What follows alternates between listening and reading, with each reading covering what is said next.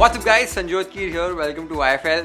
One of the most loved Indo-Chinese recipes बना रहा हूँ आज, पनीर सेजवान ड्राई। ये स्टार्टर रेसिपी बना रहा हूँ। अब इंडो चाइनीज़ के फ़ैन बेस तो आपको पता है अलग ही है, and I am one of दोस्त जिसको इंडो चाइनीज़ बहुत अच्छा लगता है। कई सारी रेसिपीज़ बनाई हैं, लेकिन पनीर सेजवान ड्राई ये वाली जो रेसिपी से बनता है ना, माइंड ब्लोइंग बनता है। अब जब भी पनीर सेजवान या पनीर चिल्ली वगैरह घर पे बनाते हैं और रेस्टोरेंट में जब भी खाते हैं थोड़ा सा अलग लगता है। तो पनीर सेजवान में एक चीज़ होती है कि रेड चिली पेस्ट यूज़ की जाती है। जितनी भी रेड ग्रेवीज बनती है ना, रेड सॉसेस बनती है इंडो चाइनीज स्टाइल, उसमें रेस्टोरेंट्स में कश्मीरी मिर्चियों को सोक करके ग्राइंड करके पेस्ट बनाते हैं, उसको कुक करते हैं तेल के अंदर, वो यूज़ की जाती है। और उससे जो कलर भी है और उससे जो टेस्ट भी है आपके सेजवान पनीर का अलग बनता है। तो वो तरीका है, वो एक डिफरेंस है जो घर पे हम नहीं करते, तो वो आपको बताने वाला हूँ। साथ ही में पनीर को कोट करके फ्राई कैसे करना है। कई लोगों को दिक्कत आती है कि जब भी कोट करके फ्राई करते हैं तो कोटिंग बहुत मोटी हो जाती है, या जब भी टॉस करते हैं सॉस के अंदर तो पनीर की कोटिंग निकल जाती है, पनीर टूट जाता है। वो कैसे नहीं हो वो भी आपको इस वीडियो में बता रहा हूँ, और साथ ही में वेजिटेबल्स भी कैसे कट करने में बताऊँगा। और इससे जो पनीर सेजवान ड्राई बनता है ना, and if you like paneer Schezwan तो ये रेसिपी आपके लिए बेस्ट है, बहुत ही अमेजिंग बनता है। तो सबसे पहले इस पनीर सेजवान ड्राई के लिए वो रेड चिली पेस्ट कैसे बनानी है वो देख लेते हैं।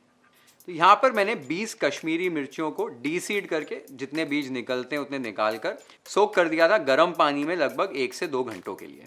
उसके बाद आपको इन मिर्चियों को लेना है और एक मिक्सर ग्राइंडर में डालकर थोड़ा सा पानी ऐड करके इसकी एक फाइन पेस्ट तैयार कर लेनी है।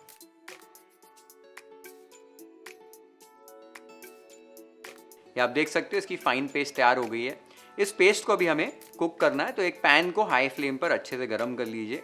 अब इसमें 4 से 5 टेबलस्पून तेल डालना है। तेल थोड़ा सा ज़्यादा लेना है।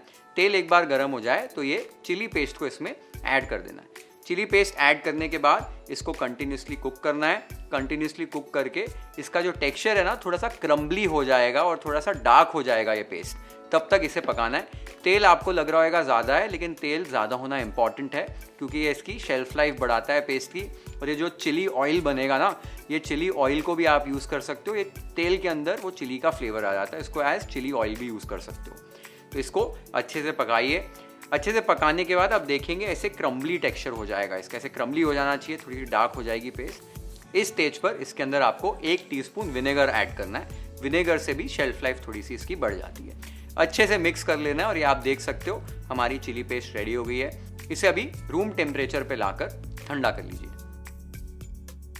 तो ये जो चिली पेस्ट है आपने देखा, बनाना बहुत आसान है। बस कश्मीरी मिर्चियों को सोक करना है, पीस कर इसको पका लेना है, फटाफट से बन जाती है। और ये थोड़ी ज़्यादा क्वांटिटी बनी है, पूरी नहीं यूज़ होगी इस एक रेसिपी के लिए, लेकिन ये काफ़ी समय तक रह जाती है, टिक जाती है, ख़राब नहीं होती, क्योंकि तेल ऊपर इसमें आ जाता है। तो इसको आप स्टोर करके रख सकते हैं। और जब भी आपको सेजवान पनीर बनाना है या कोई भी सेजवान बेस्ड रेसिपी बनानी, सेजवान फ्राइड राइस में भी ये चिली पेस्ट यूज़ होती है, तो आप यूज़ कर सकते हैं। अगर आपको ऐसे लगता है कि सिर्फ ये रेसिपी के लिए आपको ये पेस्ट तैयार करनी है, तो आप लगभग 3-4 मिर्चियाँ या 5 मिर्चियाँ ले लीजिए, उतनी सी पेस्ट बनाइए और यूज़ कर सकते हैं। अब चिली पेस्ट अगर नहीं बनाना चाहते हैं, अगर आपको लग रहा है कि इसमें मेहनत ज़्यादा है, वैसे तो फटाफट बन जाती है, तो इसकी जगह पर आप 2 टेबलस्पून सेजवान सॉस इस रेसिपी में यूज़ कर सकते हो।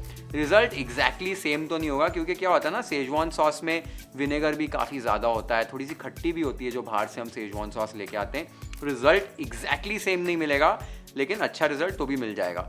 बट एक बार ये वाला प्रोसेस ट्राई कीजिए, सेजवान पनीर बहुत इनक्रेडिबल बनता है। एक बार ये पेस्ट तैयार हो गई है, तो इसके बाद वेजिटेबल्स को कैसे कट करना है और फिर पनीर को भी कैसे कट करना है वो देख लेते हैं। तो सबसे पहले कैप्सिकम कट कर लेते हैं। कैप्सिकम के चारों साइड्स को आपको इस तरीके से कट कर लेना है। इस तरीके से जब आप कट करोगे तो ये कोर अपने आप निकल जाएगा, इसको डिस्कार्ड कर देना है। अब ये जो प्लैंक्स मिले हैं आपको कैप्सिकम के, इन्हें आपको ऐसे डिवाइड कर लेना है, ऐसे मोटी मोटी स्ट्रिप्स में। एक बार ऐसे आपने कर लिया है, तो इसको भी मैं ट्राइंगल्स में कट कर रहा हूँ। आप डाइसेस में भी, स्क्वायर्स में भी इन्हें कट कर सकते हैं। तो इस तरीके से कैप्सिकम को ट्राइंगल्स में कट कर लीजिए। एक बार आपने कैप्सिकम को कट कर लिया, इन्हें एक बोल में ट्रांसफर कर लीजिए। अब प्याज के ट्राइंगल्स कट करने के लिए प्याज को आपको इस तरीके से टॉप और बॉटम निकाल देना है। फिर बीच में से कट करके इसका छिलका उतार लीजिए। अब बीच में से ये जो बल्ब है, एक राउंड हिस्सा जो होता है प्याज का, वो निकाल देना है। और फिर ये जो प्याज के लेयर्स है ना, इन लेयर्स को इस तरीके से आपको अलग कर लेना है। लेयर्स को अलग करके सेम तरीके से जैसे ट्रायंगल्स हमने पहले कैप्सिकम के कट किए थे, उसी तरीके से ट्रायंगल्स को कट कर लीजिए। जो हमने बीच का पोर्शन निकाला था उसको आप चॉप करके कहीं भी दूसरी जगह पर यूज़ कर सकते हैं, उसको फेंकने की ज़रूरत नहीं है। प्याज एक बार आपने कट कर लिया है तो इसे भी कैप्सिकम वाले बोल में ट्रांसफ़र कर लीजिए। अब पनीर को कैसे कट करना है वो देख लेते हैं। लगभग 300 ग्राम मैंने यहाँ पर पनीर लिया है। पनीर को अभी हम ऐसे बड़े बड़े प्लैंक्स में कट कर लेंगे। एक बार आपने इस तरीके से पनीर को कट कर लिया है तो इसकी मोटी मोटी स्ट्रिप्स हम कट करेंगे। स्ट्रिप्स में कट करने के बाद अभी मैं आपको पनीर को डायमंड्स में कैसे कट करना है वो बता रहा हूँ। तो आप देख सकते हो किस तरीके से मैं इस पे कट्स लगा रहा हूँ और पनीर में हमें डायमंड का शेप मिल रहा है। आप स्क्वायर्स भी कट कर सकते हैं, लेकिन कभी कभी थोड़ा सा शेप अगर चेंज करना है घर पे एक चेंज के लिए, तो ऐसे डायमंड्स में भी आप पनीर को कट कर सकते हैं, अच्छे लगते हैं। इस तरीके से डायमंड्स में आपको पनीर कट कर लेना है। ये सारा पनीर मैंने कट कर लिया है। अब इस पनीर को एक बड़े से बोल में आपको ट्रांसफ़र कर लेना है। बड़े से बोल में ट्रांसफ़र करने के बाद इसे कोट करना है हल्के से कॉर्नस्टार्च में। तो एक छन्नी ले रहा हूँ, इससे इवन कोटिंग आ जाती है। छन्नी के अंदर 1 से 2 टेबलस्पून आपने कॉर्नस्टार्च लेना है और इस तरीके से कॉर्नस्टार्च को स्प्रिंकल कर देना है, छिड़क देना है पनीर के ऊपर। उसके बाद ऐसे बोल को ही हिलाकर बिना हाथ लगाए इसे हल्का सा टॉस कीजिए कि कॉर्नफ्लावर अच्छे से कोट हो जाए पनीर के ऊपर। पनीर के ऊपर ऑलरेडी मॉइस्चर होता है तो कॉर्नफ्लावर चिपक जाएगा। एक बार आपने इसे कोट कर लिया है, अगर आपको फिर से लगे थोड़ा सा कॉर्नस्टार्च और डालने की ज़रूरत है, यहाँ पर मैं 1 टेबलस्पून और कॉर्नस्टार्च इस पर स्प्रिंकल कर रहा हूँ और फिर से इसको टॉस कर लूँगा। तो आप देख सकते हो हमने पनीर को अच्छे से कोट कर लिया। तो वेजिटेबल्स और पनीर को कट कर लिया हमने और पनीर को कोट कैसे करना है वो भी देख लिया।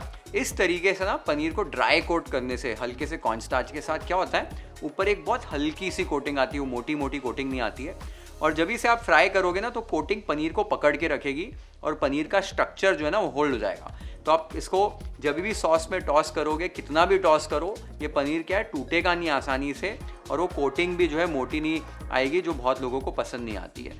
तो इस तरीके से कोट कीजिए पनीर को। पनीर पे जो ऑलरेडी मॉइस्चर होता है उससे वो कॉर्नफ्लावर जो है कॉर्नस्टार्च है वो होल्ड करके रखता है पनीर। अब इसे फ्राई कैसे करना है, एक बार आपने कोट कर लिया है, इसको फ्राई कर लेते हैं। 175 डिग्री सेल्सियस गरम तेल में आपको इस पनीर को ऐड करना है। पनीर को मैं 2 पोर्शंस में फ्राई कर रहा हूँ। तेल को ओवर क्राउड नहीं करना है, एक साथ पूरा पनीर मत डालिए, नहीं तो टेम्परेचर लो हो जाता है और जो कोटिंग है ना वो तेल पी जाएगी।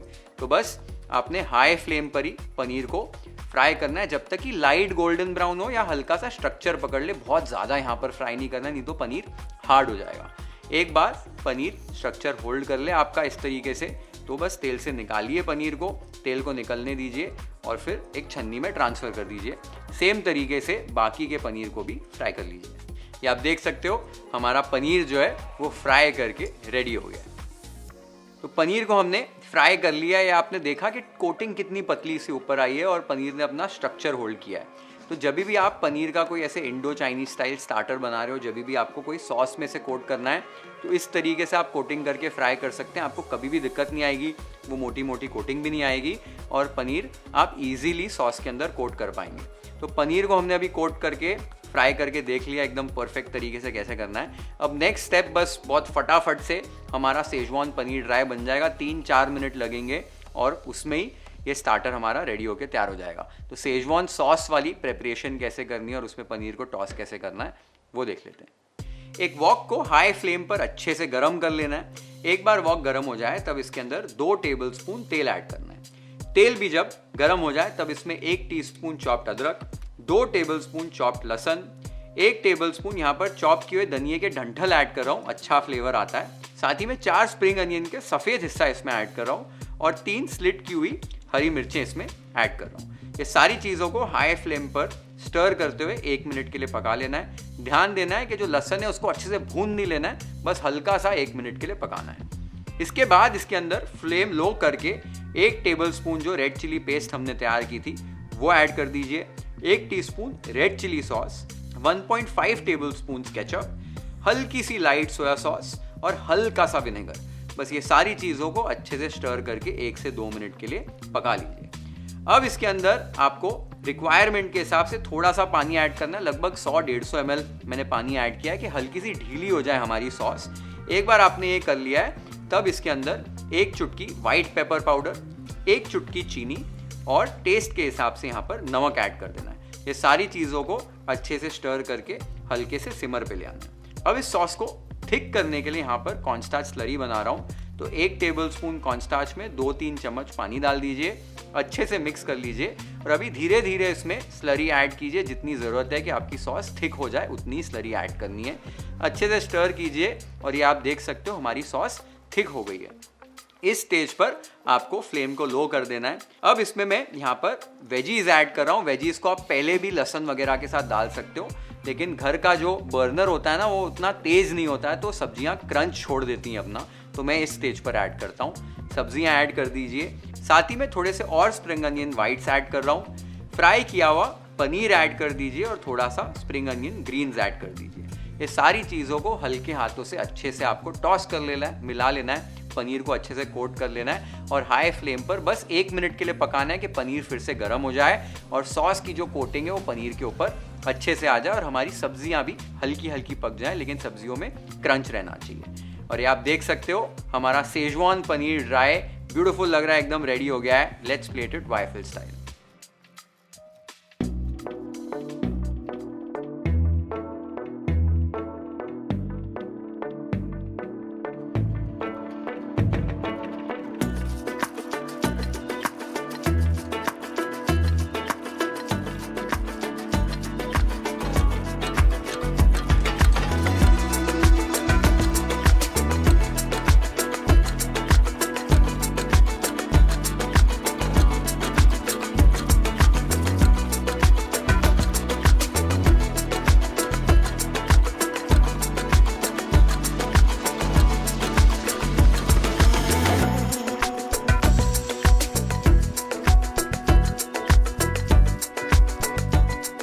तो आपने देखा कितना परफेक्ट कलर आया without using any artificial colour, और डिलीशियस बहुत ज़्यादा लगता है ये।